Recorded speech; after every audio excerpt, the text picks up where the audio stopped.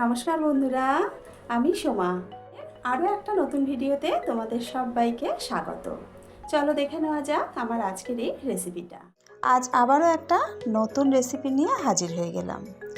আজ তোমাদের সঙ্গে ডিমের একটা মজাদার রেসিপি শেয়ার করব। চলো দেখে নেওয়া যাক আমার আজকের এই রেসিপিটা। আমি এখানে 5টা ডিম ভেঙে নিয়েছি।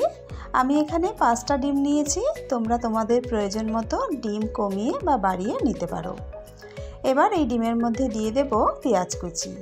একটা মাঝারি সাইজের পেঁয়াজকে মিহি করে কুচিয়ে নিয়েছি। তবে পেঁয়াজ দেওয়ার সময় খেয়াল রাখবে, খুব বেশি পরিমাণে কিন্তু পেঁয়াজ দিলে চলবে না। এবার এর মধ্যে দিয়ে দিলাম অল্প পরিমাণে নুন বা স্বাদ মতো নুন। হাফ চা চামচ দিয়ে দিলাম লঙ্কার গুঁড়ো। লঙ্কার গুঁড়োর পরিবর্তে তোমরা কিন্তু কাঁচা লঙ্কা কুচিও ব্যবহার করতে পারো। এবারে ডিমগুলোকে খুব ভালো করে ফেটিয়ে নেব। ডিম কিন্তু খুব ভালো করে ফেটিয়ে নিতে হবে। ডিমটা যত সুন্দর ফেটানো হবে রান্নাটাও কিন্তু ততটাই সুন্দর হবে। দেখো আমি খুব সুন্দর করে ডিম ফেটিয়ে নিয়েছি। এবার পরের রান্নায় চলে যাব। এখানে আমি একটা কড়া গরম করে নিয়েছি।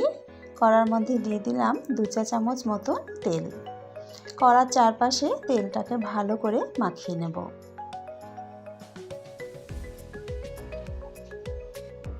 এবার 2 হাতা ডিমের গোলা এর মধ্যে দিয়ে দেব।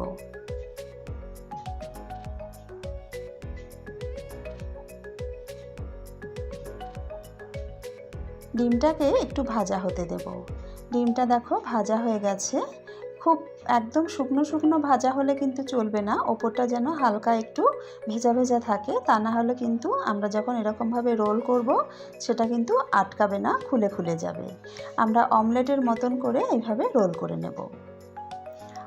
অমলেটটাকে তৈরি করে নিয়েছি। অমলেটটাকে একটা সাইডে করে রেখে বাকি যে ফাঁকা অংশটা রয়েছে সেই ফাঁকা অংশের মধ্যে আরও কিছুটা ডিমের গোলা দিয়ে দেব। আরও 2 হাতা মতন ডিমের গোলা দিয়ে দিলাম। এটাও একটু ভাজা হতে দেব। এবার এই অমলেটটাকে আরও একবার রোল করে নেব।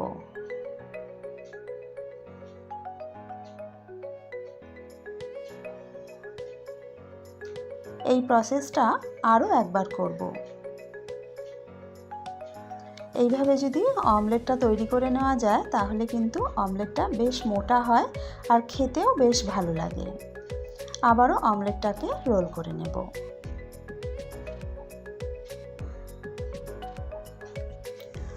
অমলেটটাকে রোল করে নিয়েছি। এবারে একটা পিঠ মিনিট খানেক মতন সেঁকে নেব। এক পিঠটা মিনিট খানেক সেঁকে নিয়েছি, উল্টে দিয়ে এই পিঠটাকেও আরও মিনিট খানেক সেঁকে নেব।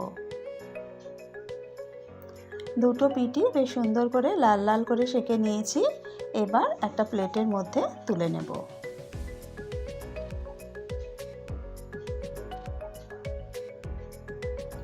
এইভাবে আরও একটা অমলেট তৈরি করে নেব। আমি এখানে যে পরিমাণ ডিম নিয়েছি তাতে কিন্তু আমি 2টো অমলেট তৈরি করেছি।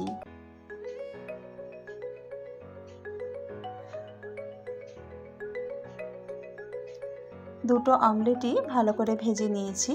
এবার অমলেটগুলোকে সাইজ মতন করে কেটে নেব।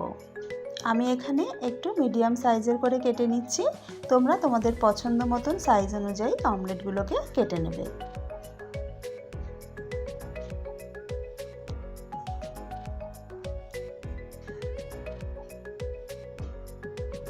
দুটো অমলেটকে কেটে নিয়েছি।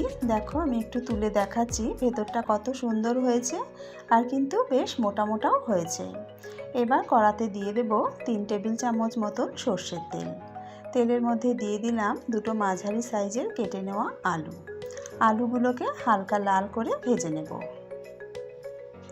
আলুগুলোকে লাল করে ভেজে নিয়েছি। এবার আলুগুলো তুলে নেব।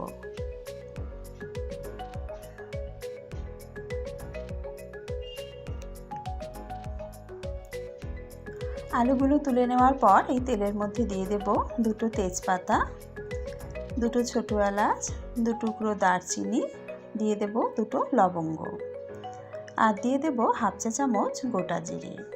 ছোটো এলাচ দেওয়ার সময় ছোটো এলাচটা একটু ফাটিয়ে নিয়েছি, এতে ছোটো এলাচের গন্ধটা খুব সুন্দর বের হয়। এবার ফোড়নগুলোকে 20 থেকে 30 সেকেন্ড সময় নিয়ে একটু ভেজে নিলাম। এবার এর মধ্যে দিয়ে দিলাম পেঁয়াজ কুচি। পেঁয়াজটাকে হালকা গোলাপি করে ভেজে নেব।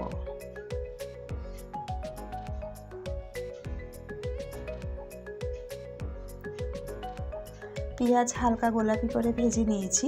এবার এর মধ্যে দিয়ে দেব আদা, রসুন আর টমেটো বাটা। এখানে আমি হাফ ইঞ্চি আদা, 4 কোয়া রসুন আর 2টো মাঝারি সাইজের টমেটোকে মিক্সিতে পেস্ট করে নিয়েছি। আদা, রসুন আর টমেটোর কাঁচা কাঁচা ভাবটা যাওয়া পর্যন্ত পেঁয়াজের সাথে ভালো করে কষিয়ে নেব। মশলার কাঁচা কাঁচা ভাবটা কিন্তু একদমই চলে গেছে আর মশলাটাও বেশ ভালো মতন ভাজা ভাজা হয়ে গেছে। এবার এর মধ্যে দিয়ে দিলাম স্বাদ মতো নুন, হাফ চা চামচ দিয়ে দিলাম হলুদ গুঁড়ো, 1 চা চামচ জিরে গুঁড়ো, 1 চা চামচ দিয়ে দেব ধনে গুঁড়ো আর দিয়ে দেব হাফ চা চামচ লঙ্কার গুঁড়ো। তবে ঝালটা তোমরা নিজেদের স্বাদ অনুযায়ী দিও। আর দিয়ে দিলাম সুন্দর একটা রঙের জন্য হাফ চা চামচ কাশ্মীরি লঙ্কার গুঁড়ো। মশলাগুলোকে ভালো করে মিশিয়ে নিলাম। এবার মশলার বাটিটা ধুয়ে একটু জল দিয়ে দিলাম যাতে মশলাটা ভালো মতন কষানো যায়।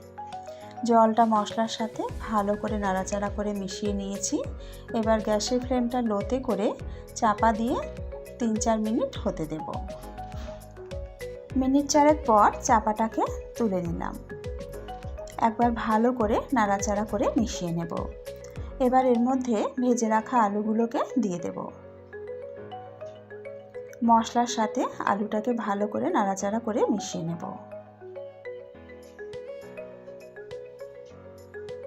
আবারও লো ফ্লেমে চাপা দিয়ে 2-3 মিনিট রান্না করে নেব। আরও মিনিট 3 পর চাপাটা তুলে নিলাম।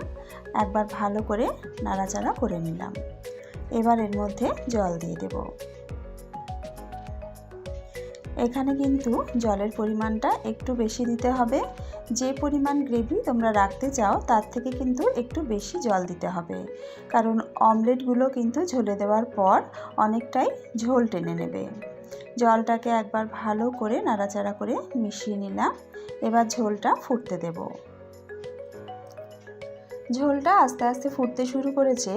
এই সময় মিডিয়াম টু লো আঁচে চাপা দিয়ে 5 মিনিট রান্না করে নিলাম। মিনিট 5 পর চাপাটা তুলে কেটে রাখা অমলেটের টুকরোগুলোকে দিয়ে দিলাম।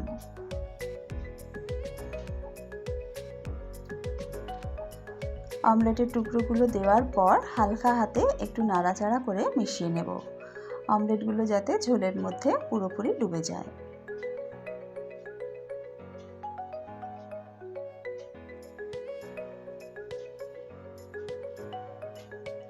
আবারও লো আঁচে চাপা দিয়ে 2 মিনিট রান্না করে নেব।